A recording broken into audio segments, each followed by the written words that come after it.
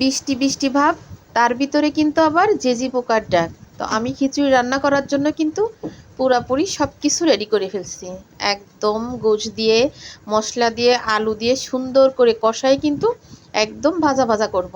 কারণ খাসির গোশে যতই কষায় না কেন, আমার কাছে কিন্তু মনে হয় গন্ধ লাগে। তা আমি যেভাবে রান্না করি মনে হয় না এর উপরে আর রান্না আছে। কারণ আমি গরম মশলা থেকে শুরু করে একদম যাবতীয় সব মশলা দিয়ে কিন্তু একদম পুরা কড়াই, মানে কড়াইতে লেগে লেগে যাবে, একদম পুরা তেল ভাজা ভাজা হয়ে যাবে। তখন হচ্ছে আমি নামিয়ে খিচুড়ির মানে ডাল চালের ভিতরে দিয়ে দেবো। তো আমি টক দই দিতে ভুলে গেছিলাম, আমার টক দই ছিল না। তো আমার টক দই ছিল না বলে শুক্রবারে বিরিয়ানি রান্না করতে চাইছি, টক দই নাই বলে কিন্তু রান্না করিনি। তবে যতটুকু আছে খিচুড়িতেই আমার হয়ে যাবে।